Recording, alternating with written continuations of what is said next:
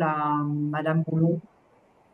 Euh, donc, je vais laisser la parole à Madame Roulon donc, pour la présentation du réglementaire. 7801. Donc, bonjour madame, à tous, pour ceux qui sont les nouveaux arrivants. Donc, on vous fait la présentation tout sur la partie réglementaire de l'appel à projet. Donc, cet appel à projet a pour budget un budget de 7,5 millions sur l'enveloppe totale de la maquette. Les actions prioritaires pour cet appel à projet se répartissent en deux types d'actions prévues. Donc, le premier type d'action qui est retenu dans le cadre de l'accompagnement spécifique des jeunes agriculteurs pour cette intervention, donc, consiste sur la réalisation de l'étude de faisabilité du projet pour le jeune agriculteur, y compris pour le candidat à l'installation inscrit au point d'accueil d'installation. La réalisation du PDE-JIA est exigée dans le cadre du dispositif. Donc, c'est l'aide au démarrage d'entreprise pour le jeune agriculteur, des opérations de l'intervention 7501 et ce pour tout projet d'installation. Le conseil visant le dépôt des demandes d'aide relatives à la demande de dotation du jeune agriculteur, donc tout ce qui est sur la 7501. Le conseil visant le dépôt des demandes d'aide relatives aux interventions prévues dans le cadre du PDE-JIA, donc tout ce qui concerne la 7301, ce sont les dossiers d'investissement. Le suivi de la mise en œuvre du PDE-JIA pendant les 4 années. Donc ça, c'est ceux c'est les actions qui regroupent le premier type d'accompagnement. Ensuite, nous avons le deuxième type d'action qui concerne le conseil spécialisé aux exploitants agricoles, agroforestiers, visant la maîtrise des systèmes d'exploitation. Donc, c'est le conseil technique apporté aux différents types d'ateliers de production agricole, agroforestière et forestière. Le conseil à l'exploitation afin de favoriser une vision globale de son intégration dans le territoire ou définir de nouveaux axes de développement. Le conseil apporté dans le cadre de la pollution des sols ou phytosanitaires, le cas échéant, et le conseil visant une réduction des déchets non organiques sur l'exploitation et une gestion des intrants en fin de vie sur l'exploitation. Donc ça, ce sont les actions prioritaires dans le cadre de l'appel à projet, dans les principaux points. On passe à la slide suivante qui concerne les bénéficiaires. Donc, qui est bénéficiaire éligible sur cet appel à projet? Donc, nous avons le bénéficiaire de l'aide et le prestataire de services conseils, donc établissement public, donc les chambres consulaires ou prestataires privés, toute association ou organisme dispensant des conseils, donc on définit les centres de gestion agréés, les cabinets d'experts comptables, les associations de gestion de comptabilité inscrites à l'ordre des experts comptables de la Guadeloupe, les groupements de producteurs ou d'agriculteurs.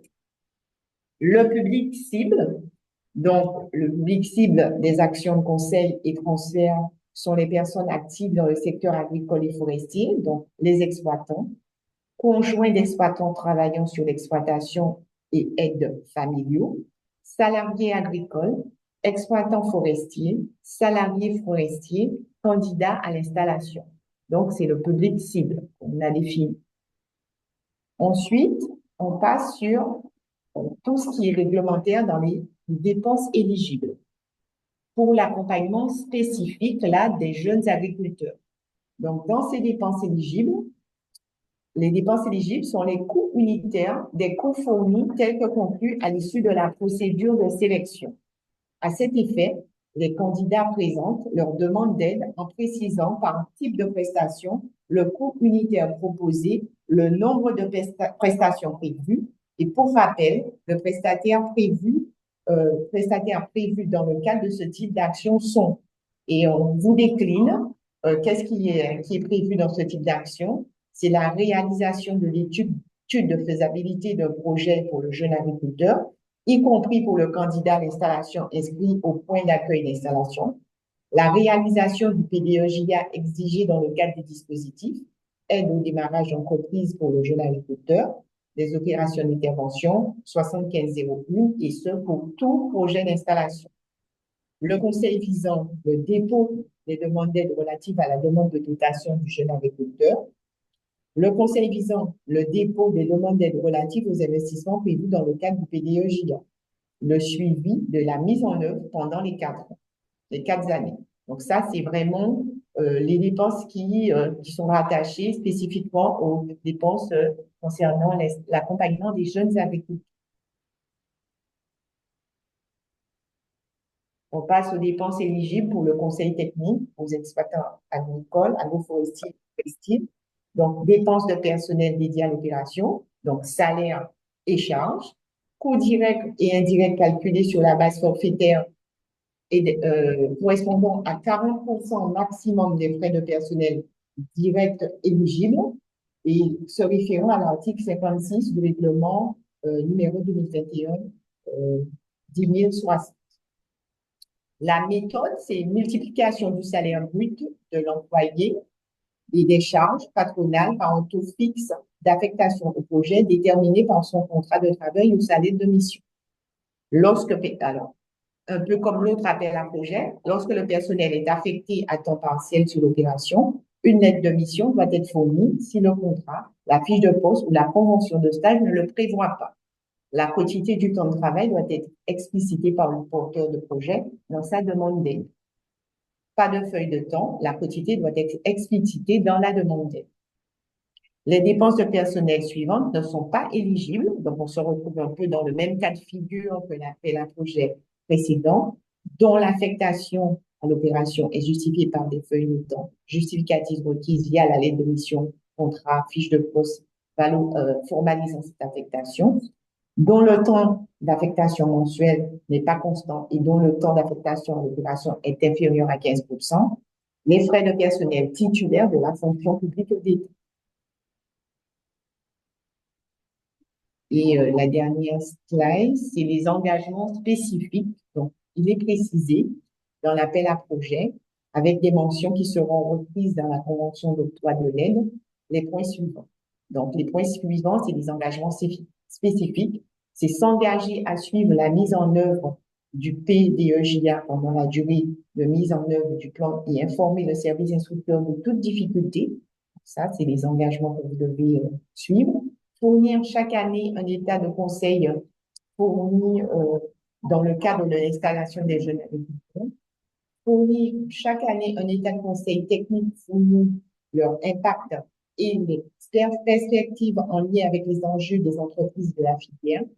Participer avec assiduité au groupe de travail mis en place par l'autorité régionale afin d'assurer le suivi des dossiers d'installation. Et ça, en cas de non-respect de tous ces engagements, sauf cas de force majeure, les conditions d'octroi de l'aide et des engagements pris par le bénéficiaire sera informé qu'il est susceptible de devoir procéder au remboursement du montant d'aide versé majoré des intérêts au taux légal en vigueur. Ça, c'est dans le cas où les engagements spécifiques ne sont pas tenus et respectés.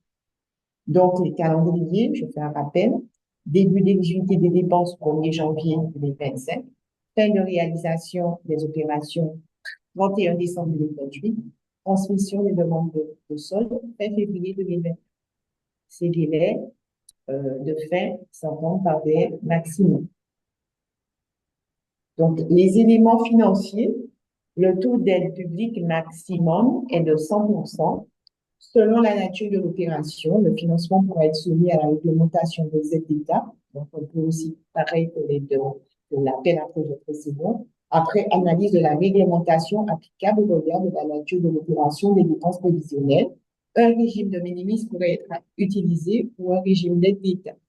Dans ce dernier cas, l'aide maximale, selon les règles de l'État, de l'aide de d'État et d'application de la limite des taux indiqués dans le PCM. Voilà. Donc, ça, c'est tout ce qui décline sur la réglementation.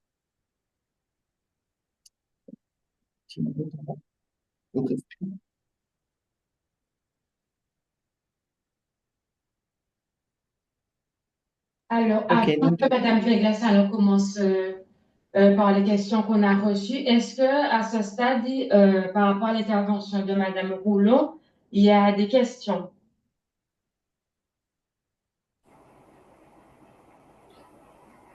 Moi, la CICACFEL, j'aurais des questions, mais je ne sais pas si les conseils vont être précis dans leur sous-section avec le tableau Excel. Sinon, on a des questions, oui.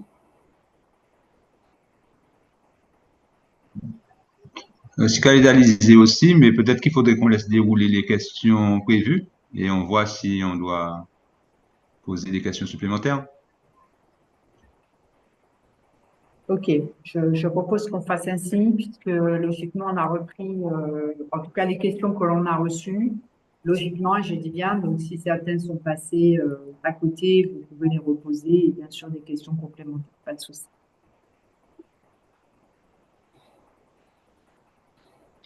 Voilà. Alors, sur le calendrier, je crois qu'il y avait aussi les mêmes questions que l'on a eues sur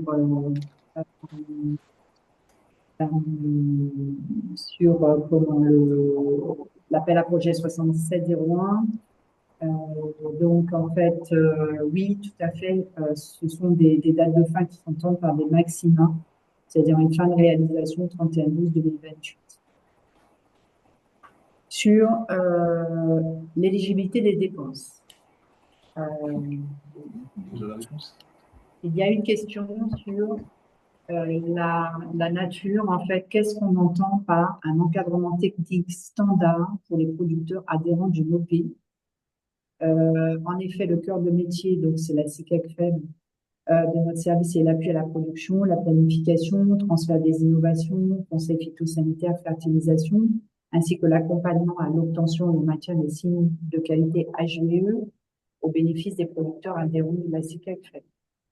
Donc, en fait, nous, ce que l'on souhaite partager avec vous, c'est que l'enjeu global, en fait, de l'intervention 7801, c'est d'améliorer la diffusion de connaissances pour, en fait, favoriser l'adoption par les exploitants de techniques et pratiques innovantes, respectueuses de l'environnement, tout en permettant une résilience vis-à-vis des événements climatiques et une adaptation nécessaire au changement climatique.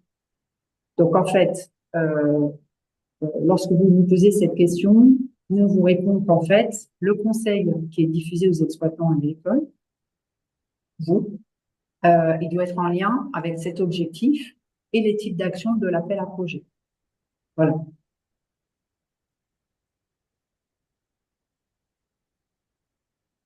Est-ce que ça va? Alors, moi, CICACFEL, toujours, moi, j'ai une petite question parce que dans les cases, entre guillemets, je ne parle pas des JA, nous, on n'intervient pas sur les JA, mais dans les cases qu'il y a dans le tableau Excel, il y a 3 cases, dont une ou 2 que je ne comprends pas bien. Le conseil apporté dans le cadre de la pollution des sols phytosanitaires. Ce que je crois comprendre, c'est que c'est en lien avec le chlordécone. Je ne sais pas si, Mme Engla-Salon, vous pouvez préciser les 3 sous-parties sur lesquelles on peut prétendre quand on n'est pas sur le JA, parce que par rapport aux enjeux… Pour le conseil, ok, donc les types d'actions, en fait, pour le JA, donc c'est le conseil technique apporté aux différents types d'ateliers de production agricole. Donc le conseil technique… Justement.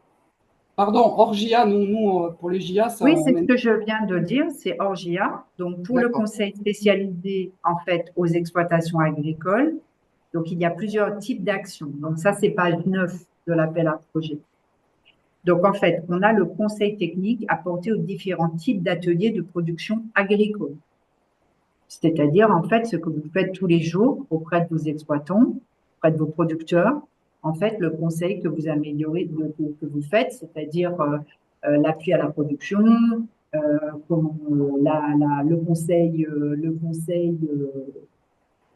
le conseil technique, qui permettent en fait, dans un objectif en fait de transférer aux exploitants agricoles en fait ce que je viens de dire, l'adoption de pratiques innovantes, respectueuses de l'environnement, tout en permettant une résilience climatique, etc. Donc en fait, on a un objectif technique et je sais que vous l'avez, c'est-à-dire que derrière, c'est de pouvoir en fait suivre techniquement vos exploitants agricoles, mais d'apporter au fil de l'eau de votre encadrement technique en fait de l'innovation et de l'encadrement par rapport à tout ce qui est résilience en faveur, enfin, en lien avec le climat.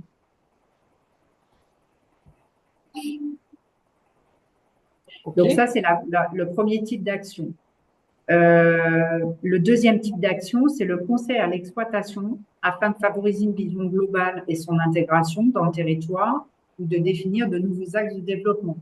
Donc effectivement, là, on a balayé le conseil technique. Vous pouvez également, lorsque vous avez des agriculteurs en fait qui souhaitent développer certains axes de production ou en tout cas les modifier ou les développer, si vous voulez accompagner au changement sur l'exploitation agricole, c'est aussi possible. Ça fait partie des conseils possibles. Et ensuite, bon, la pollution au sol, au phyto, on verra, ça a été une question. On l'a conservé, donc si c'est pas opportun, vous le direz.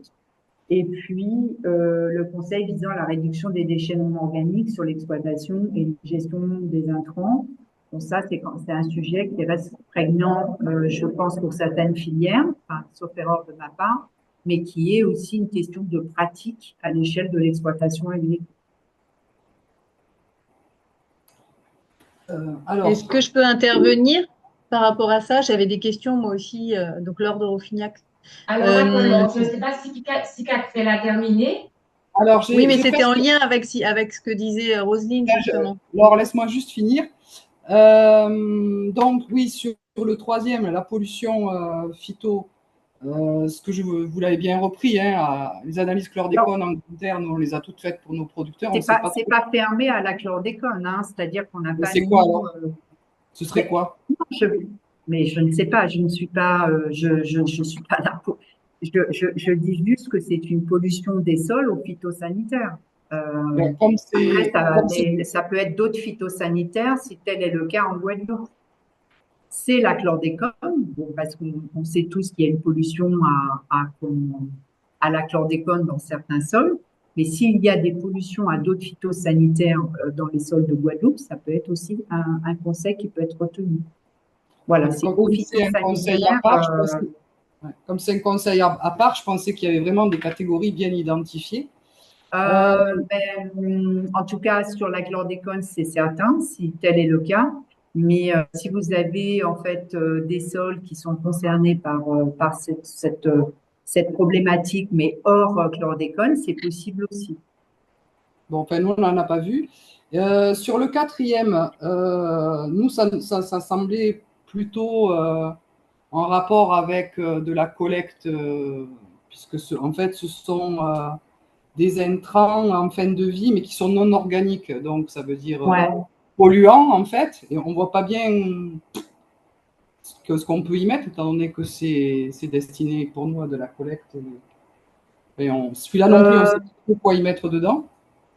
Ben non, en fait, c'est aussi votre approche, en fait, de manière générale sur les types d'actions. C'est l'approche que vous avez sur... je dis bien de manière générale parce qu'entre les filières, vous n'avez pas exactement les mêmes axes d'intervention, mais c'est de pouvoir accompagner l'exploitant agricole à limiter en fait ces déchets non organiques. Donc c'est le changement de pratique et à limiter en fait l'usage en fait de ces intrants en fin de vie, quoi. Donc ça c'est vraiment du conseil au changement de pratique sur l'exploitation agricole. Là, vous me parlez de plutôt, j'ai du déchet non organique, donc cette gestion que l'on fait au travers de la collecte et du traitement de ces déchets. Là, en fait, ce qu'il y a dans l'appel à projet, c'est vraiment tous les conseils que l'on peut avoir au changement de pratique, c'est-à-dire un film qui n'est pas dégradable. Comment est-ce qu'on va changer la pratique avec un film qui l'est, c'est-à-dire qu'on n'aura pas besoin de le retirer. Enfin bon, je m'excuse, hein, je donne un exemple qui est peut-être pas approprié pour votre terme, mais c'est ça le sens en fait de ce conseil. Ok. Après, j'ai juste une dernière question et je laisse Laure s'exprimer. Quand on s'était vu à l'amphithéâtre à la région, je ne sais pas si vous vous souvenez, on avait des gros questionnements sur les Ouais. conseils, les fameux CSP, Oui, qui alors concrètement. j'y réponds après, mais Ah, d'accord. je peux y répondre maintenant aussi. Alors, effectivement, ce sujet-là, il avait été posé dans le cadre du programme 14-22. Donc, et ce programme 14-22 avait inclus l'éligibilité en fait des conseils. Alors, c'était les conseils de gestion phytosanitaire, c'est ça. Ben, disons que ça porte mal son nom parce que justement, c'est un diagnostic pour éviter de les utiliser. Mais ça va devenir une obligation pour que les producteurs puissent avoir Oui, leur. je sais. Donc, en fait, ça, c'est un travail, enfin, c'est un sujet qui nous avait été remonté par les lois FLOR. On avait fait un travail, en fait, d'identification dans le cadre du programme 14-22 de vos besoins. On avait modifié également ce programme 14-22 en ce sens pour pouvoir en fait prendre en compte en fait ce type de dépenses. Et par la suite, en fait, nous avons appris qu'il y avait eu une pause d'application, c'est-à-dire que l'application en fait de cette réglementation est en pause. Donc, au jour d'aujourd'hui, est-ce qu'on peut partager le fait que, moi, ce que je voudrais, ce que nous souhaiterions savoir, pour les collègues qui travaillent sur les programmes, qui n'ont pas pu être présents aujourd'hui, mais est-ce que vous pouvez nous informer de à quel moment, en fait, cette réglementation va être à nouveau mise en œuvre, déjà? Donc, cette fameuse pause d'application, elle est effective jusqu'à quand? Et voilà. Et quelle est la position générale sur cela? Alors moi, je vais vous répondre au niveau SICACFEL, puisque nous sommes soumis à un agrément de certification du conseil par un organisme certificateur. Il existe un référentiel qui précise ce qu'est le conseil spécialisé, donc ce qu'on appellerait avant les préconisations phytosanitaires, et ce qu'est un conseil stratégique avec des points et une grille de référence. Donc même s'il y a une pause réglementaire au niveau national et d'application, le référentiel est toujours mis en œuvre et nous, quand on passe des agréments, on a le choix d'opter pour l'un ou pour l'autre ou pour les deux. Voilà. Donc la seule chose que je puisse vous dire, sans préjuger de ce que fera le gouvernement, c'est qu'en tout cas, ce référentiel, quand on est audité, il perdure. Donc il y a une trame avec des clauses à respecter dans la rédaction de ce CSP.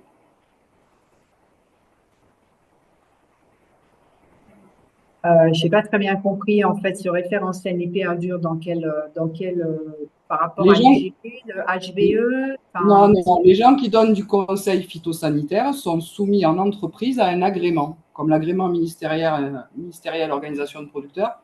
Dès lors que les techniciens chez nous dispensent du conseil, ils sont soumis à un agrément entreprise par un organisme certificateur qui se base donc sur un référentiel national et qui est donc au JO, qui existe et donc qui a été mis à jour au 1er janvier 2025, je crois, cette année. Mais on peut vous le d'accord. transmettre si vous le souhaitez. Donc, ce que je veux dire par là, c'est que l'obligation perdure si on veut en dispenser. Pour l'instant, ce qui n'est pas réglé, Madame Jurion-Virolan pourrait vous en parler au niveau de la DAF, ce qui n'est pas réglé, c'est comment réellement il va être formalisé pour que les producteurs ensuite. Bon, enfin, je ne vais pas m'étendre sur le sujet, mais comme ça avait été, entre guillemets, quelque chose qui n'avait pas été appréhendé sur la première programmation, que si ça demande du travail assez conséquent, parce que c'est quand même un diagnostic, et que si ce n'est pas pris en charge dans le cadre du conseil, c'est le producteur qui va devoir le payer lui-même, ce serait dommage de passer à côté. C'est juste ça. D'accord. Bon, en tout cas, ça avait été pris en charge comme dépense éligible sur la programmation 14-22, donc on ne l'a pas appliqué parce que la réglementation a été en pause. Donc, je pense, Manuel, qu'en fait, à ce stade, en fait, il faudrait vraiment que l'on voit avec les services de l'État ce qu'il en est pour en fait que nous, on puisse se positionner sur une révision de stratégie par la suite. Là, moi, je peux pas m'engager à ce stade puisqu'en fait, euh, dans le retour qui avait été donné, c'est que la réglementation était en pause. Donc, qu'est-ce que l'on fait nous dans les prochains mois par rapport à ça? Et surtout, qu'est-ce que l'on va financer et à partir de quand? Et je pense qu'on interrogera l'État également sur ce sujet-là. On n'a pas plus d'informations que ça, hein. D'accord. Ben voilà. OK. Donc en fait, je pense que déjà, il faudrait vraiment qu'on puisse définir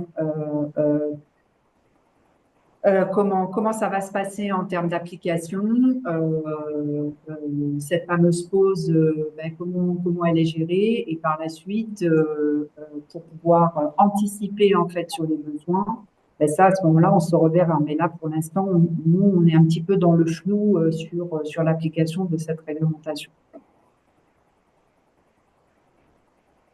Je propose, je pense qu'il y avait une question. Il y a deux autres questions. Il y a Stéphanie qui a une question et Madame Camille qui aussi. Il y avait Laure. Ouais.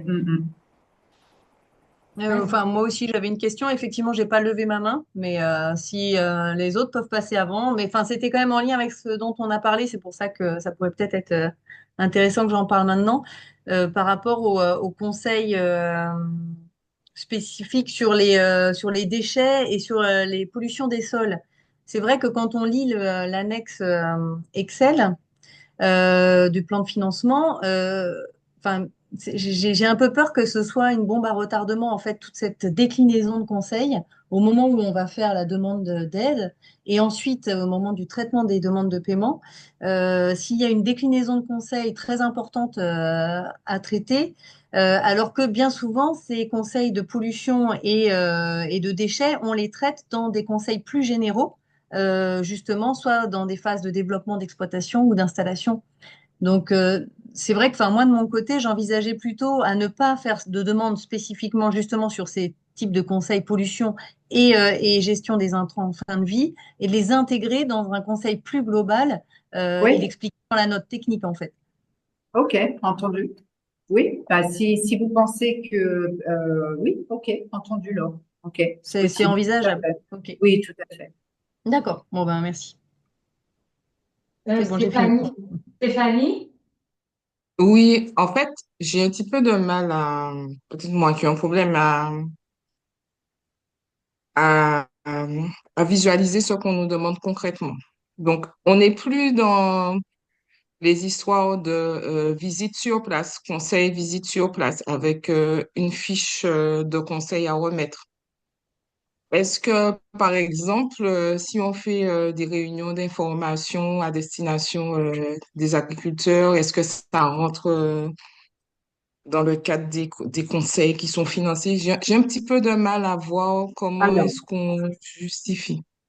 alors, sur 14-22, en fait, il y avait eu cette règle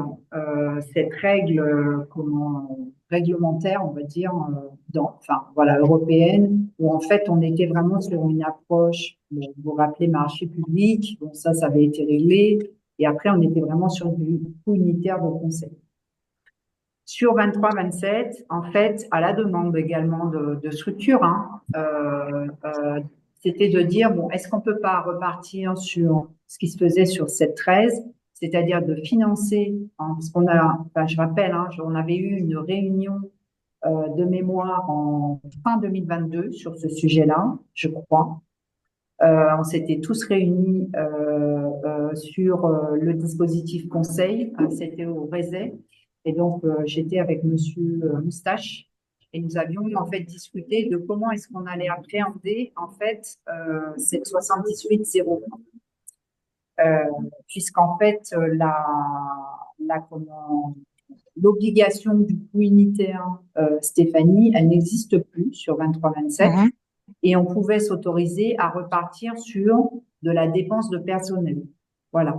Un peu à l'image de ce qui se faisait sur le 7-13 que vous avez connu. Oui. Et ce qui vous convenait visiblement beaucoup mieux.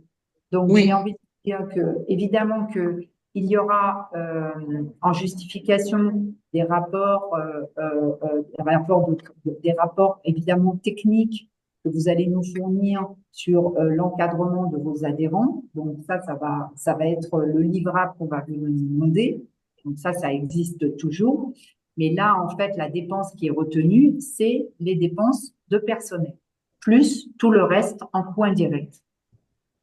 En fait, ma question, c'était pour être sûr que je prépare les bons livrables pour quand je ferai la demande de paiement. C'était plus, j'ai compris hein, que là, c'est le salaire, mais après, D'accord. est-ce, Ok. est-ce que on va me dire, bon, pour un mi-temps, pour 50% de temps, tu es censé faire tant de conseils, et si j'ai pas fait des temps de conseils, enfin, voilà, c'est pour pouvoir ouais, concrétiser un petit peu la demande quand on passera à la demande de paiement. Ou bien me D'accord. préparer en amont pour ne pas me retrouver avec une situation non éligible, quoi. Parce que Bon. ce que j'aurais apporté ne sera pas probant. Ce qui est certain, c'est que comment, on ne vous demandera pas des fiches de conseil par exploitant agricole aussi précises que ce qu'on l'a fait jusqu'à présent. Toutefois, on vous demandera en fait vos livrables en lien avec le nombre de conseils, enfin, les conseils que vous allez nous présenter. D'accord? Donc, il y aura une partie transversale, c'est-à-dire qu'est-ce que vous avez fait sur l'année, qu'est-ce que vous avez fait comme animation, comme encadrement technique sur l'année, d'accord? Et Oui, puis, je pense que dans toutes les structures, vous avez en fait un suivi individualisé par agriculteur. Donc peut-être, bon là pour l'instant, ça n'a pas encore été défini hein, au niveau procédure. Peut-être qu'on vous demandera en fait une petite fiche par exploitant agricole sur ce que vous avez fait sur l'année, mais ce ne d'accord, sera pas aussi précis que ce ne sera pas le support en tant que tel du conseil. Là, le d'accord. conseil, c'est vraiment, effectivement, comme tu dis, j'ai fait combien de visites sur place à l'année, j'ai fait combien de séminaires ou combien de réunions Des globales. bulletins d'information, des fiches techniques, des trucs comme ça. Exactement, D'accord, exactement. ok, On revient un peu sur vos rapports d'accord, d'encadrement technique sur cette 13, mais il y aura quand même sans doute un volet individuel. On vous dira, bon, ben voilà, pour vos adhérents, qu'est-ce qui s'est passé sur l'année, qu'est-ce que vous avez fait. d'accord, ok, d'accord. Voilà. Mais ce sera un seul et même rapport. Oui, Et avec mhm, derrière des fiches individuelles.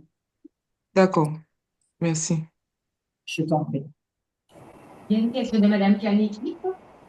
Oui, j'aimerais savoir, concernant les conseils, si on va par exemple sur les polluants, l'utilisation des phytosanitaires, j'aimerais savoir est-ce que nous, en tant que structure apicole, on peut faire du conseil pour des agriculteurs concernant l'utilisation de produits phytosanitaires, par exemple, la sensibilisation sur les impacts sur les abeilles, ce genre de choses, sachant que ça impacte nos activités et que des fois, ben, on est voilà, à proximité les uns des autres. Est-ce que on peut donner du conseil à des agriculteurs qui ne seraient pas nécessairement des apiculteurs?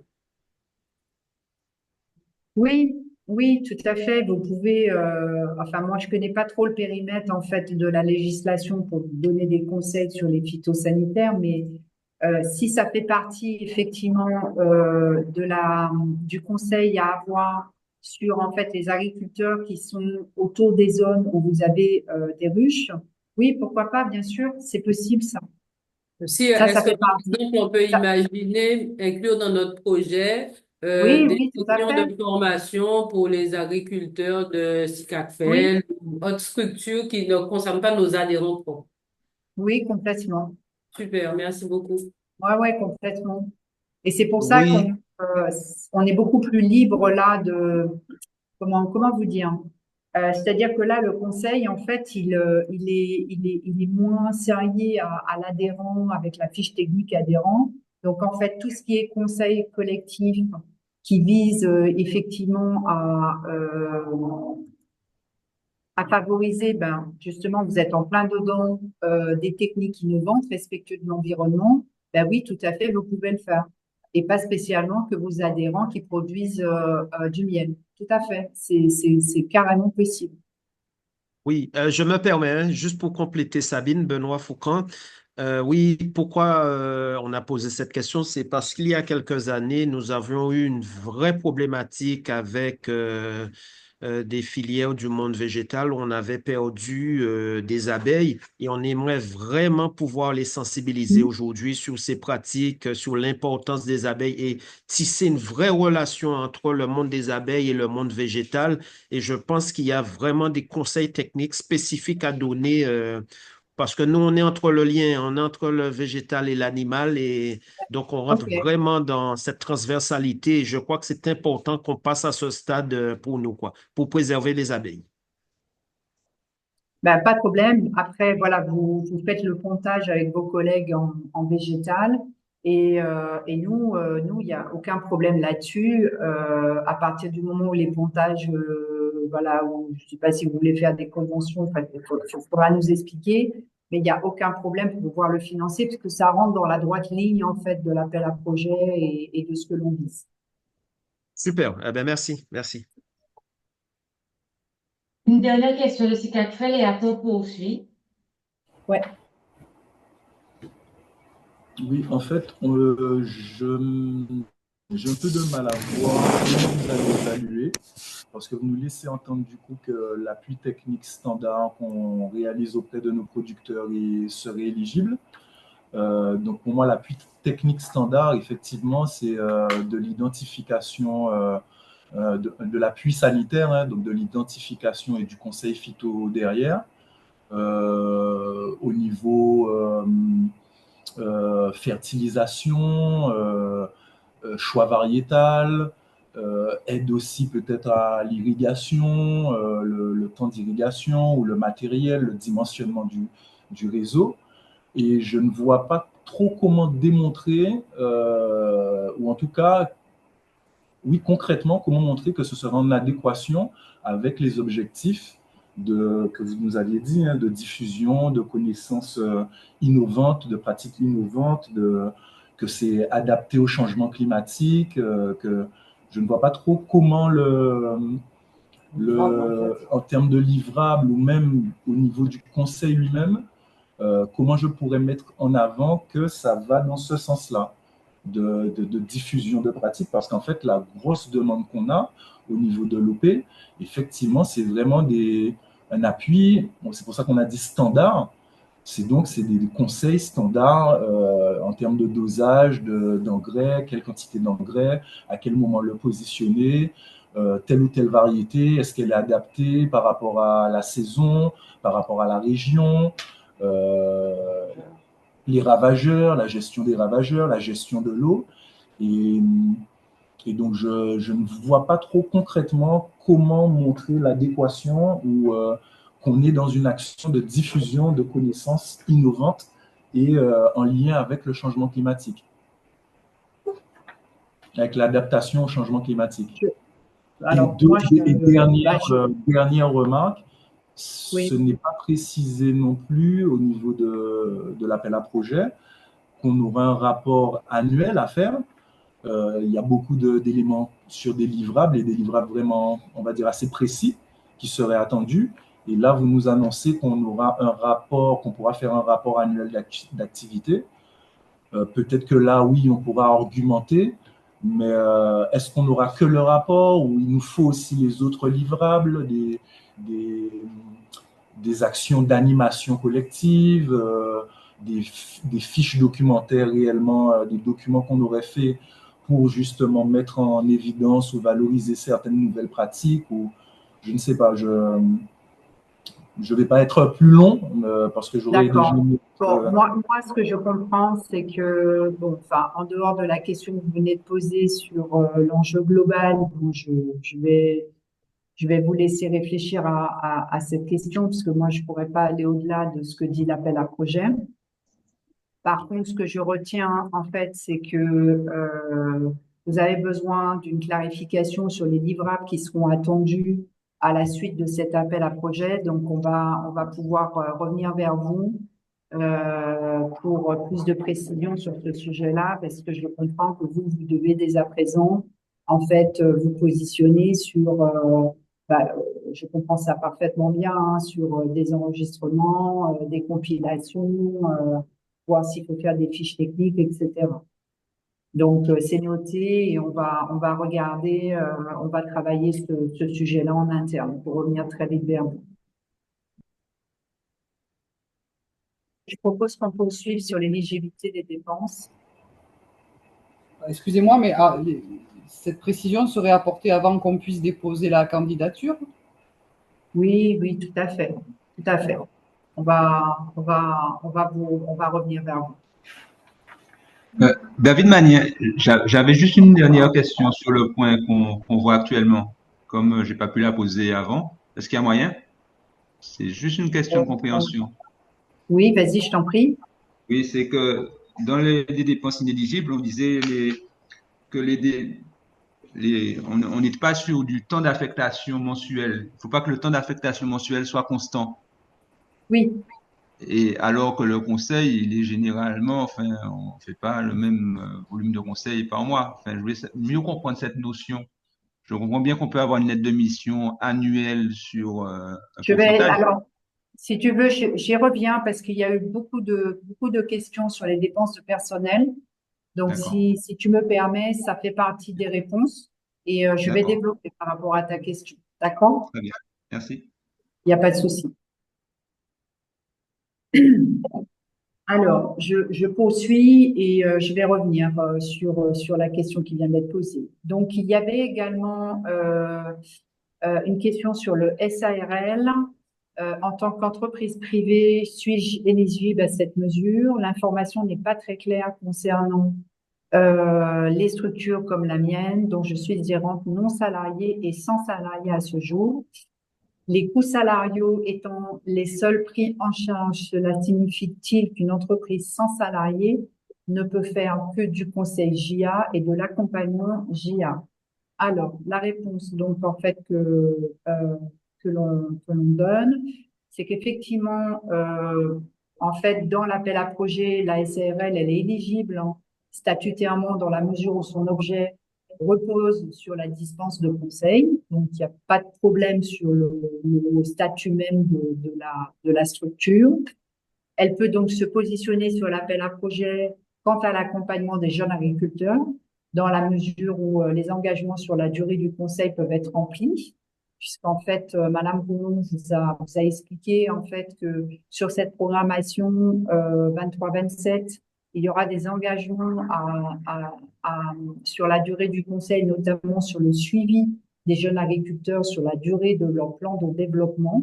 Donc ça, ce sont des engagements que vous allez signer, mais qui seront repris également dans la décision attributive de l'aide. Voilà, donc pas de problème là-dessus. Donc, je le rappelle, pour les jeunes agriculteurs, les dépenses éligibles sont les coûts unitaires des conseils fournis, tels que conclus à l'issue de la procédure de sélection.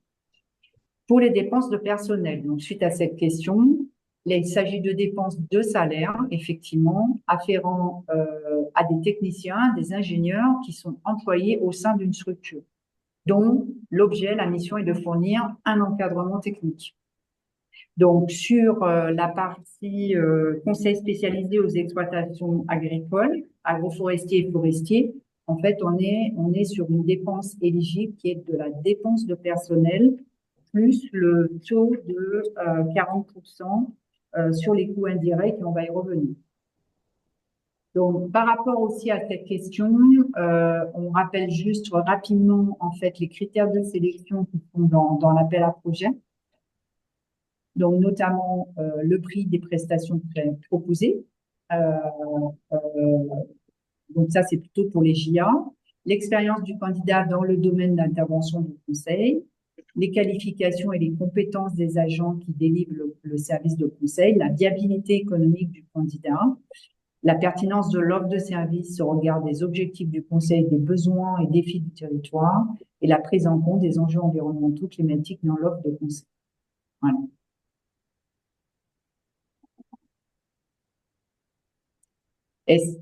OK.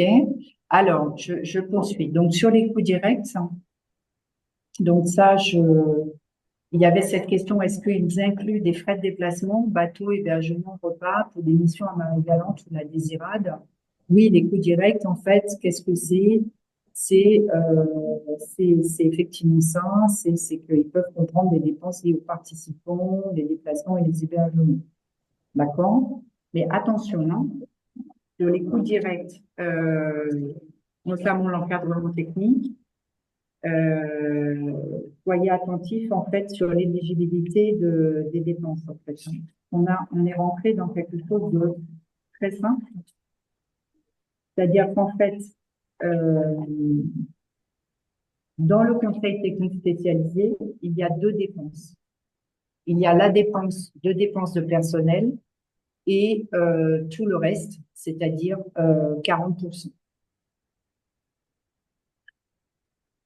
D'accord? Donc, les coûts directs, effectivement, oui. Les participants, les déplacements, les hébergements, oui, ce sont des coûts directs. Les coûts directs, il faut vraiment, en fait, les définir comme directement reliés à l'opération, en opposition à des coûts indirects qui, eux, ne sont pas complètement reliés à l'opération. Donc, de manière générale, en fait, là, je vous donne des exemples. On les a partagés également en 7701. C'est des coûts indirects, par exemple, c'est la location de bâtiments ou d'autres actifs qui ne sont pas utilisés directement pour la conduite de l'action. C'est fournitures de bureaux, parce que vous allez utiliser ça pour l'opération, mais pour autre chose aussi. Qu'on appelle les services horizontaux et de direction, donc comptabilité, communication, les aspects juridiques, de ressources humaines, la formation générale. Et puis après, en fait, tout ce qui est frais d'électricité, d'eau et de logistique de site, donc tout ce qui est par exemple frais téléphoniques, informatique, si vous avez des services voilà, de nettoyage, de sécurité, etc. Donc tout ça, c'est du coût indirect qui n'est pas complètement relié à l'opération. Donc vous pouvez prendre ça aussi. D'accord? Donc est-ce que sur coût direct, coût indirect, ça va? Donc coût direct, c'est vraiment directement relié et les coûts indirects, c'est tout ce que je viens de partager avec vous parce que pas relié dans leur entièreté à l'opération. Et il faudra donner des justificatifs.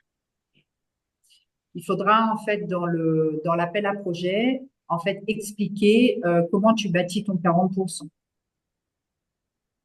Donc je crois que dans l'appel à projet vous avez une note en fait explicative sur ce sujet-là à produire. Donc pas de justificatif Stéphanie, mais en fait une note explicative listant les coûts indirects et directs hors frais de personnel. Donc, d'expliquer en fait pourquoi en fait tu as besoin de ces 40%.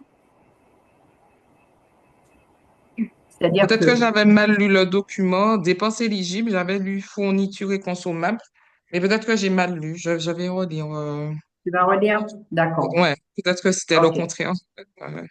Non, en fait, c'est vraiment dépenses de personnel et le reste avec 40%. D'accord. OK. On regarde. On va poursuivre. Parce que il y avait encore d'autres questions sur voilà. Alors, d'autres questions toujours sur les dépenses de personnel. Si 2 ou 3 techniciens sont encadrés par une autre personne, cela relève-t-il des coûts directs ou indirects? Comment justifier ces coûts? Alors, donc, si la personne qui effectue, en fait, si je comprends bien la question, une mission d'encadrement, enfin bon, de mission RH, etc., si en fait cette personne est à plein temps et que à plein temps en fait elle encadre en fait les techniciens qui sont eux-mêmes mobilisés sur l'opération FEADER, excusez-moi il y a une petite faute d'orthographe, alors on peut concevoir qu'il s'agit d'un coût direct. Par contre, si cette personne encadre les techniciens, met un rôle de comptabilité, de gestion administrative et fait autre chose, mais là, on est plutôt sur du coût indirect parce que c'est pas entièrement relié à l'opération. Et donc là, il faudra en fait que ce temps soit plutôt dans les coûts indirects. Donc tout dépend de ce que la personne dans son encadrement fait en lien avec les 2 ou 3 techniciens. Voilà. Donc ça dépend du périmètre de son action. Alors, il y avait d'autres questions. Au début du dossier, les frais directs et indirects doivent être présentés sous forme de devis inférieur à 3 000, supérieur à 3 000. Vous allez définir un pourcentage de frais avec un plafond de 40%. À la fin du rapport final, il faudra justifier ces factures et les intérêts à la demande de paiement. Ou appliquez-vous directement le taux prévu? Oui, on applique le taux prévu. Par contre, en fait, il faut l'instruire, ce taux de 40%. C'est-à-dire que, en fait, le taux de 40%, c'est vraiment lorsque les opérations, donc ça, c'est un sujet qu'on avait développé avec vous lorsque j'étais avec Monsieur Moustache, lorsqu'on avait fait cette réunion de travail avec vous au RESET, où il fallait vraiment qu'on simplifie en fait notre manière de travailler sur la partie conseil et donc sur l'intervention 7801. Et lorsqu'on a travaillé en fait avec nos experts options de coûts simplifiés, il est vrai que l'option 40%, en fait, on peut l'utiliser lorsque majoritairement ce que l'on dépense dans l'opération, c'est essentiellement des frais de personnel. Donc, comme ce sont des frais de personnel, on peut y mettre des 40%. Parce que pour tout le reste, c'est-à-dire ce qu'on vient de se dire en coût direct et indirect. Toutefois, donc, à la demande d'aide, on vous demande quand même de pouvoir nous expliquer que vous avez quand même une dépense de 40%. Donc, vous n'êtes pas obligé de donner des justificatifs avec des factures, etc. Vous pouvez si vous voulez, mais nous, ce qu'on vous demande, c'est une note signée qui dit, voilà, les 40%, effectivement, j'en ai largement besoin parce que j'ai mon loyer, j'ai un montant annuel de facture d'électricité de temps, etc. en indirect et vous listez aussi beaucoup indirect. Ça peut être aussi fait sous forme de tableau attesté. Vous dites, mais moi, je dépasse largement les 40% et auquel cas, on peut vous appliquer les 40%. L'objectif de cette note, c'est de ne pas surcompenser quelque chose que vous n'allez pas dépenser. C'est-à-dire que si vous aviez des coûts indirects qui ne sont pas à 40%, on ne pourrait pas vous donner les 40%. Mais dans l'analyse qui a eu lieu sur la 7801, c'est que en général, et ça a toujours été le cas, c'est que vous avez quand même des charges, vous avez des charges de déplacement, vous avez des charges d'amortissement de véhicule, il y a tout simplement aussi des charges de restauration, d'organisation, de réunion, etc. Donc tout ça, ça va rentrer dans les 40%. Donc soignez cette note parce qu'elle est importante puisqu'elle représente 40% de votre montant. Mais après, on ne vous redemandera pas de justificatif. C'est ça l'intérêt des options de coûts simplifiés, c'est qu'une fois qu'on l'a instruit à la demande d'aide, on ne revient pas dessus à la demande de paiement. C'est ce qu'on appelle la simplification. Donc, pas de justificatif. Oui, Roselyne, excuse-moi. Une petite question, Benoît. Concernant, oui, l'encadrement des techniciens, si j'ai bien compris, hein, c'est soit il est à temps plein ou sinon on le fait passer dans les 40%. Ça, j'ai bien compris. Par contre, j'ai compris, il y avait deux types de paiement de salaire. Si j'ai compris, un technicien et un niveau ingénieur. C'est bien ça, il n'y a pas de niveau directeur pour la mesure 78.01. Tu as essentiellement en fait des techniciens et des ingénieurs, ouais. D'accord. OK. OK, c'était pour savoir. OK. Ouais.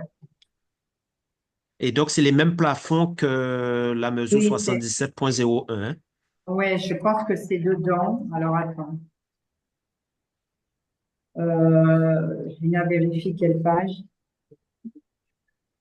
Mais je crois qu'on l'a mis soit dans l'appel à projet, soit dans la note annexée.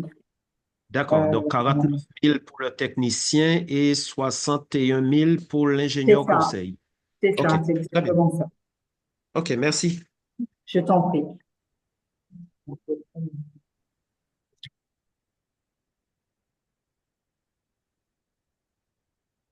Alors, quels sont les justificatifs attendus pour les frais indirects? En fait, je reviens pas dessus. En fait, c'est ce que je vous ai expliqué par rapport à la note explicative sur les coûts indirects et directs en frais de personnel. Et en fait, sa correcte application en fait, de ce taux à 40%, elle est vérifiée à l'instruction de la demande.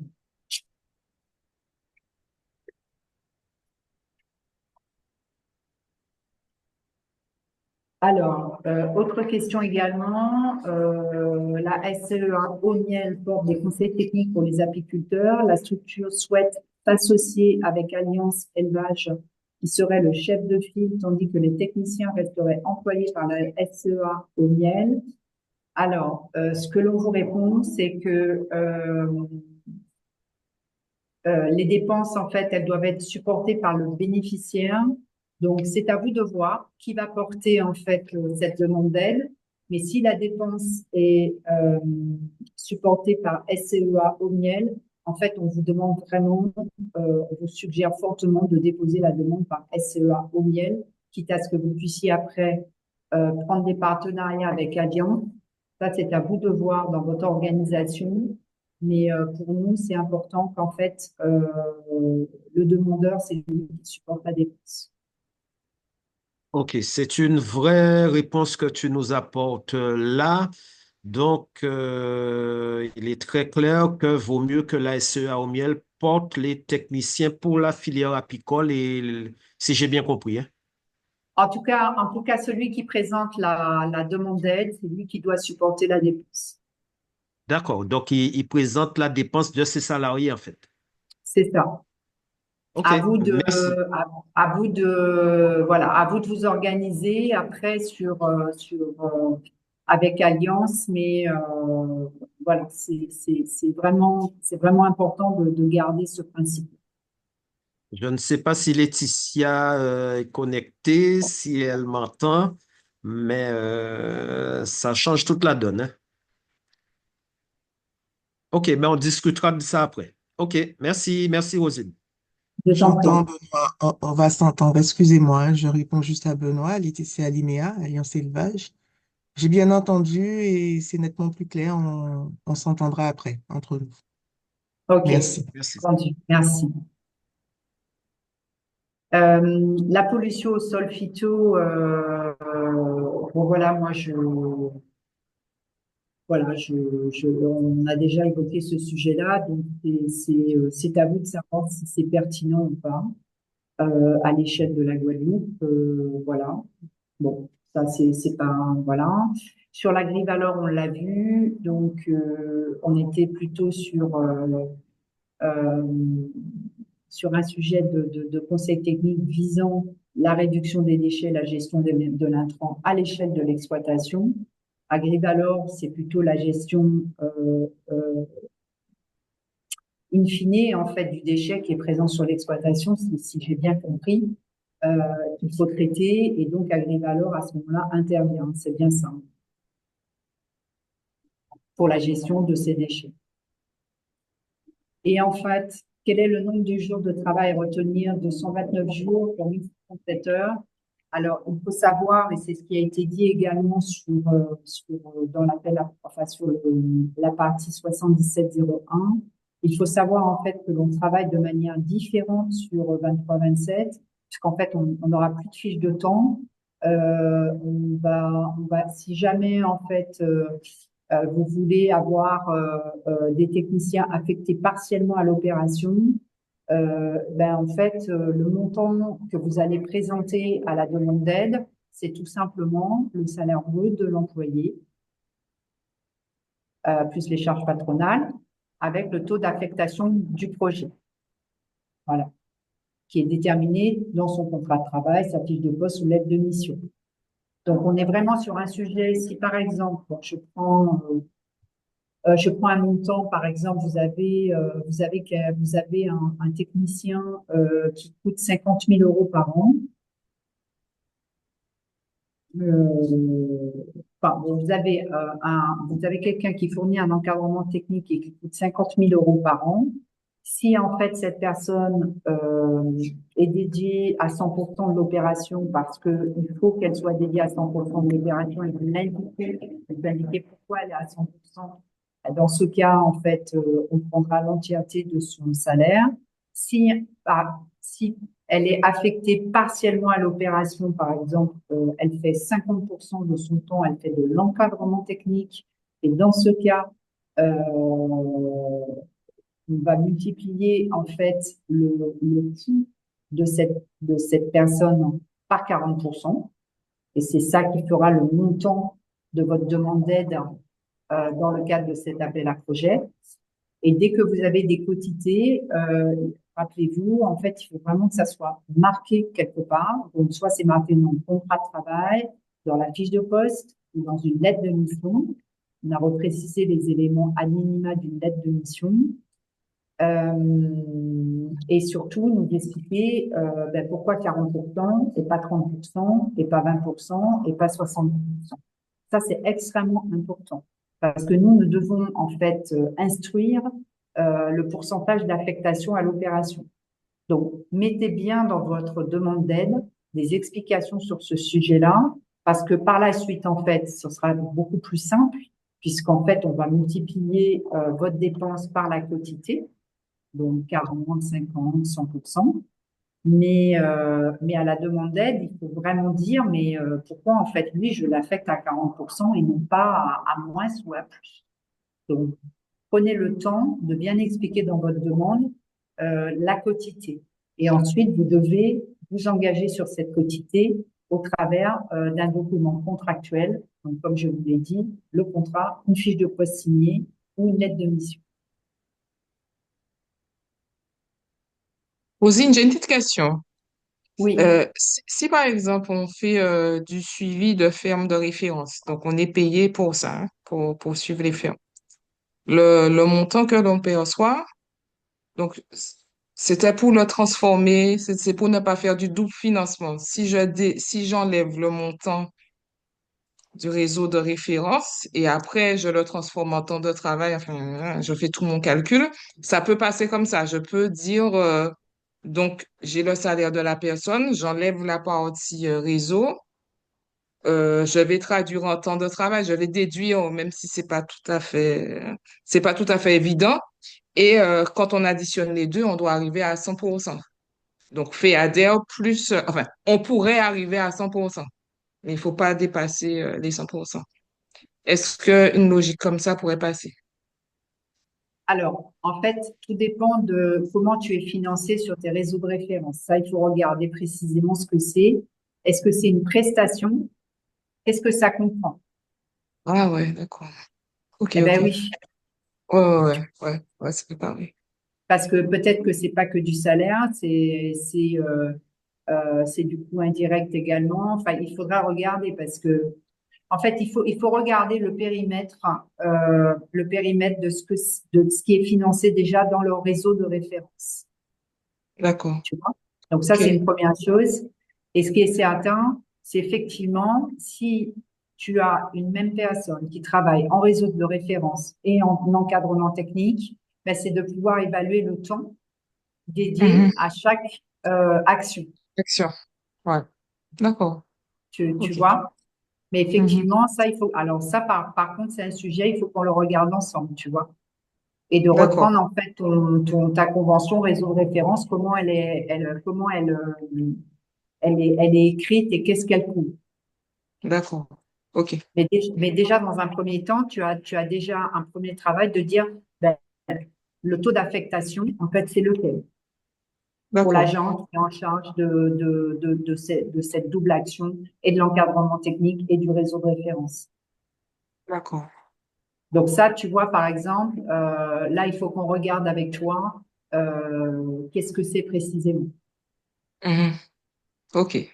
Mais déjà, de On ton a côté, regarde la quotité, parce qu'on appelle nous quotité, c'est-à-dire le taux le temps, d'affectation, le temps le temps d'affectation. passé, ouais. Ouais, Ouais. ouais. D'accord. Parce qu'il faut que tu prépares un argumentaire en ce sens. D'accord.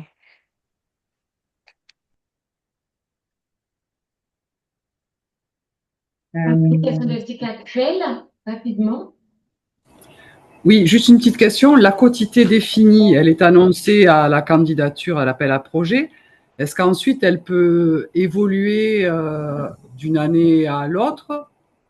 Ou je suppose quand on fait une demande d'acompte, peut-être? Je ne sais pas trop. Alors, c'est une question très importante. Si elle doit évoluer, parce qu'en fait, vous avez une réorganisation et effectivement, ce qui était à 100%, il y a 80 ou inversement, il faudra nous faire une demande, il faudra nous signaler cette modification pour qu'on puisse avenanter en fait votre convention. Parce que ça aura un impact en fait sur votre décision juridique de l'aide. OK.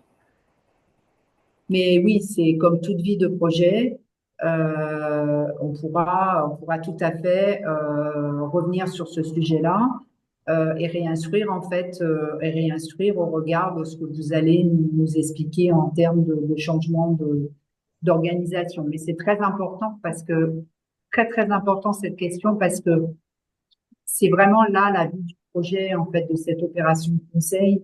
Effectivement, le taux d'affectation, il peut évoluer parce qu'en 2027, vous faites plus exactement la même chose dans votre équipe. Et donc, en fait, le taux change. Oui, il n'y a pas de problème. Ça, on peut tout à fait le comprendre. Et dans ce cas, on se revoit. Vous nous le signalez et on réinstruira en conséquence. Alors, voilà.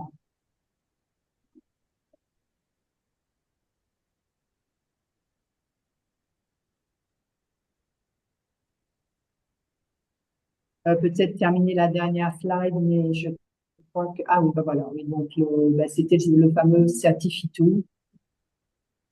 Voilà, et la question que je vous disais, il faudrait qu'on regarde ensemble quelles sont les perspectives d'application sur le plan temporel de cette réglementation. Manuel, on a échangé et on peut en reparler pour vraiment faire un point sur ce sujet-là et qu'est-ce qu'on fait dans le cadre du FEADER. Mais là, il nous faut vraiment un point spécifique là-dessus. Donc, je ne sais pas qui traite précisément du fait que cette réglementation est en pause ou pas. Donc, j'ai cru comprendre que c'est les services de l'État. Donc, moi, je vous invite vraiment il va falloir qu'on en rediscute.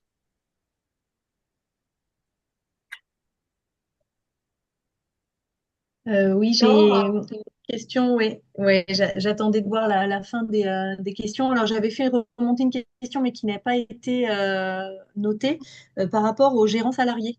Dans notre cas, nous avons deux types de salariés, salariés classiques et gérants salariés. Et je voulais savoir si les gérants salariés étaient éligibles à cette mesure.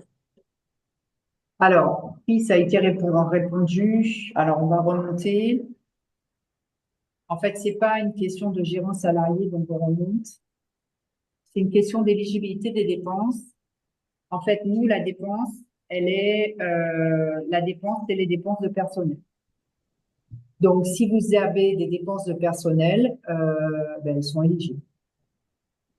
Ok, même s'il n'y a pas sur la fiche de paye d'un gérant salarié, il n'y a pas de taux horaire à proprement parler. Mais comme c'est le brut qui est pris en compte, on est d'accord, ça passe du coup. Je ne sais pas, on va réexpertiser ce sujet-là, mais il faudrait qu'on se voit sur qu'est-ce que c'est en fait une fiche de paye d'un gérant salarié. Moi, je ne connais pas. Donc, il faudrait alors qu'on se voit précisément. Ok, d'accord. Ouais, prendre rendez-vous. Mais parce que moi, je suis restée sur la dépense de personnel et on fera un point en interne sur ce sujet-là. D'accord, très bien. Ouais, là, je préfère ne pas te répondre là directement parce que on a besoin de regarder comment ça se passe et si ça pose pas de problème à l'instruction. Mais ok, prenons rendez-vous et regardons ça ensemble. Et nous, on interrogera en interne sur ce sujet-là. Ok. Mais donc, la prestation, on est d'accord qu'elle est totalement évincée de cette possibilité. On ne peut pas faire de prestation, de conseil sous forme de prestation. Le conseil technique, Oui. la dépense en fait qui est éligible, c'est la dépense de personnel. Ok. Je Voilà. préférais le cadre. Ouais, Non, ça tout à enlève fait. tous les prestataires, quoi. Tous les consultants extérieurs. Ok. Enfin, lorsqu'on avait vraiment partagé en fait l'objectif fin 2022, Manuel, on était vraiment parti sur ces sujets-là. C'est-à-dire que votre demande, elle était vraiment basée, on n'a peut-être pas tous les acteurs autour là, parce que elle était vraiment basée sur, on reprend en fait les mêmes dispositions que cette 7.13. Voilà, donc on est reparti sur ça et on a resimplifié, puisque la réglementation nous permet maintenant de resimplifier, c'est-à-dire on s'exonère lors des demandes de paiement, de justification, de frais de déplacement, etc., que vous faisiez en 7.13, parce qu'il y avait autre chose que les frais de personnel qui devaient être justifiés, donc on fait quelque chose de simple. Voilà. Ça, c'est bien, la simplification, c'est sûr. Oui. Très bien, Ouais, enfin, je pense que ça devrait permettre de traiter les dossiers plus rapidement. facilement. Oui. Je sais pas si sont présents.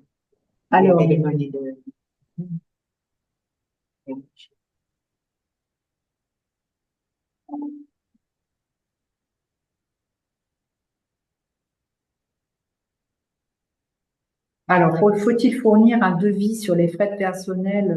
Ben non. Je pense que sur les frais de personnel, on a listé en fait ce qu'il fallait fournir. Euh,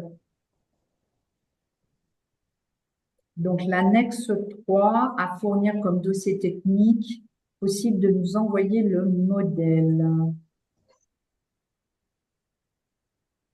OK. Est-ce que vous aviez des problématiques avec l'annexe 3?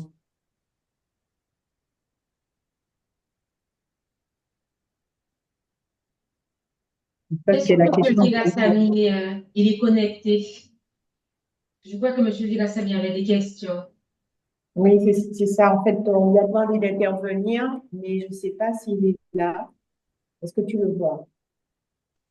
Je vois M. Vigassami, je ne sais pas si c'est le bon. Son nom, il doit avoir des problèmes de connexion.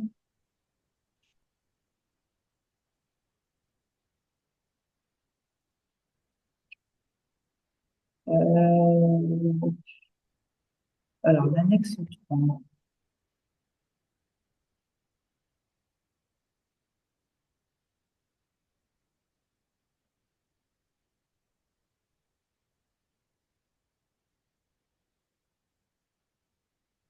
Donc, l'annexe 3, c'était quoi la question?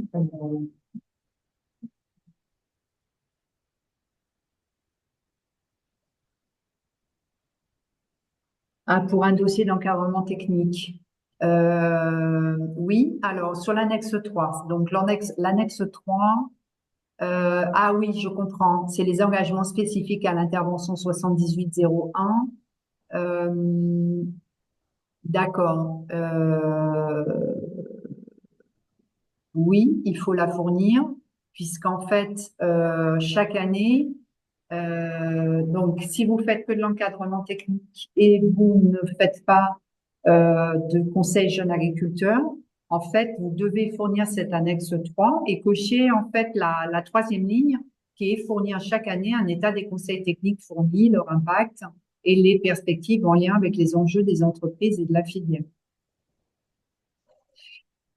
Voilà.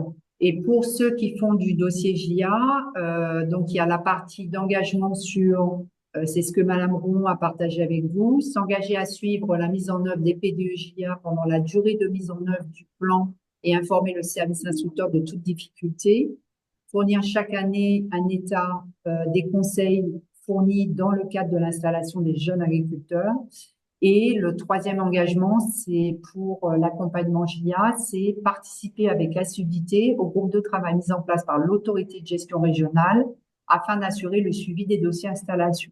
Donc, il y a 3 engagements sur 4 qui sont vraiment dédiés au JA et le 4e qui est vraiment dédié à l'encadrement technique. Donc, oui, l'annexe 3 doit être fournie pour tout le monde, sauf que vous cochez pas les mêmes cases. Ou si vous répondez en fait aux deux, c'est-à-dire que vous voulez faire de l'encadrement, enfin du suivi JA et également de l'encadrement technique, bah, auquel cas vous allez en fait cocher les 4 cases. Est-ce que est-ce que ça va?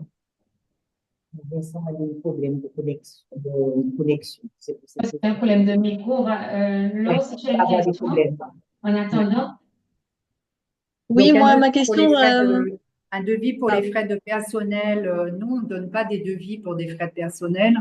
En fait, on donne soit des bulletins de paie, et comme il a été posé, il y a une question qui a été posée sur la 7701, mais moi, si j'ai pas le personnel actuellement et j'attends ma convention pour employer, ben, dans ce cas, on va dans ce cas vous demander en fait l'évaluation, soit une grille salariale, soit un projet d'embauche, enfin en tout cas tout support qui nous permet d'apprécier en fait la dépense que vous allez réaliser au titre de la personne que vous allez employer par la suite. Il y avait une autre question, Laure, Oui, c'est oui, ça? voilà, pratico-pratique par rapport à Europac. Est-ce que vous avez une idée de quand est-ce que la mesure sera ouverte sur Europac? D'accord. Alors là, je vais laisser Patrice répondre. Donc, Monsieur Galonde. Oui, oui. Ah bah, Patrice, je Alors, vais peut-être laisser te représenter, parce que peut-être tout le monde autour de la vision ne te connaît pas. d'accord. Alors, donc, je suis le référent de la plateforme Europac concernant les différentes questions qui pourraient venir au niveau, premièrement, de la premier enregistrement que vous allez faire sur la plateforme. Les différentes questions de blocage de compte au niveau de la plateforme Europac. Et je peux aussi éventuellement vous aider. Vous pouvez m'envoyer un mail à, à l'adresse suivante, référent avec s.europac@regionguadeloupe.fr pour les différentes questions qui pourraient vous interroger, problèmes de connexion, problèmes de compte, qu'on puisse le voir ensemble. Donc, je vous réponds assez rapidement. Je peux vous appeler, vous me laissez vos coordonnées. Je peux soit vous répondre par mail ou bien vous appeler directement. Alors, concernant l'ouverture de la 7801, en ce moment, nous sommes en pleine construction de ce dispositif. Une information générale sera mise au sein de cette plateforme pour vous donner la date exacte de l'ouverture, en attendant le go de la direction pour savoir exactement la date définitive de l'ouverture de cette plateforme. Vous serez informé par un communiqué sur la plateforme.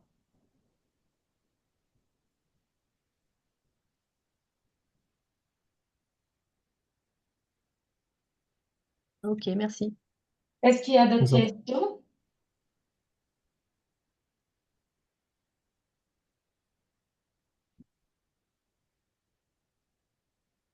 Bon, je pense que je fais Juste une petite, ouais, juste une petite question, je présume que oui, mais pourra-t-on avoir le support présenté ce jour en visio? Oui, bien sûr. Vous aurez Ah, vous aurez le support, tout à fait. merci. Oui, oui, Alors, tout à fait. je vois pas tout le monde, mais en tout cas, n'hésitez pas à me faire juste un rappel, un petit mail pour que je puisse vous envoyer le support après la réunion, s'il vous plaît. Si on souhaiterait prendre rendez-vous pour des projets en particulier, ce serait auprès de qui? On va prendre rendez-vous là maintenant, d'accord? Et pour ceux qui veulent avoir un rendez-vous, je vous demande de rester là après la visio et on définit les dates avec vous.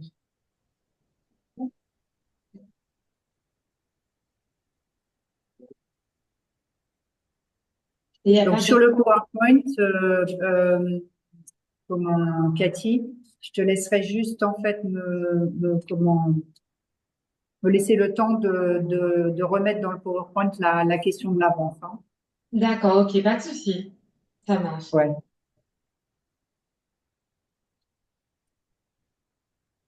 C'est bon pour les questions. Alors, ok.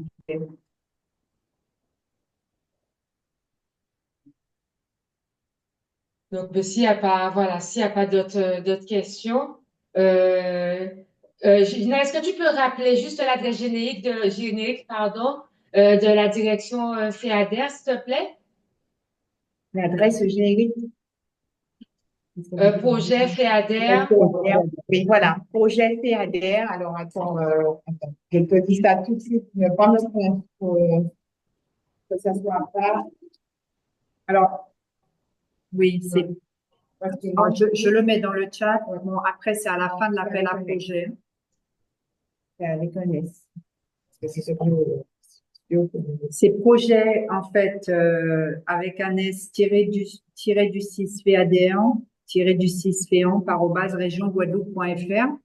C'est une adresse que vous avez à la fin de l'appel à projet, en page 34.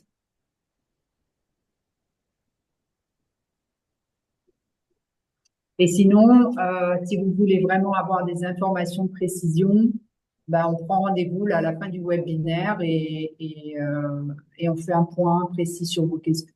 Il n'y a pas de souci. L'objectif était déjà de partager, comme je l'ai dit, en fait, peut-être au départ de l'entrée du webinaire 7701, c'est vraiment de partager les questions à ce stade, pouvoir mutualiser les réponses à votre niveau.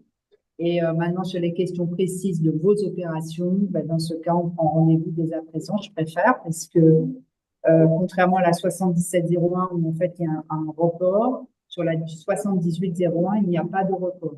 La date limite reste celle du 30 avril. D'accord?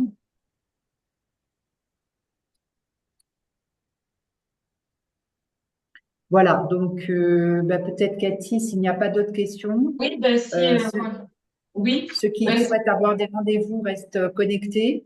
c'est ça. Et voilà, on prend rendez-vous de suite et pour les autres, à très bientôt. Et s'il y a d'autres questions qui se posent, n'hésitez pas à nous les poser par mail ou à prendre un rendez-vous si vraiment la question est très, très spécifique. Alors, je voudrais apporter une information concernant un porteur de projet qui demandait l'ouverture de la plateforme la 7801. Donc, j'ai eu une information de ma direction. Elle sera ouverte le temps de finaliser quelques petits détails sur la 7801. Le dispositif elle sera disponible à partir du 24 mars. Le temps de finaliser certaines petites choses qui manquent avant de la mettre en production,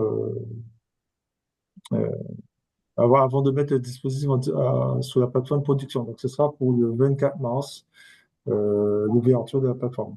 Donc, nous préférons l'ouvrir en début de semaine que d'ouvrir en fin de semaine pour éviter justement vous savez, en informatique, on n'est jamais à l'abri d'un petit bug. Donc, du coup, nous préférons ouvrir en début de semaine, le 24 mars. Merci pour cette précision. Je vous en prie. Ben, du coup, merci à vous pour votre participation. Donc, le support, voilà, on va vous les envoyer. Donc, n'hésitez pas à me transmettre votre adresse mail pour savoir à qui envoyer. Et après, support vidéo et support papier pour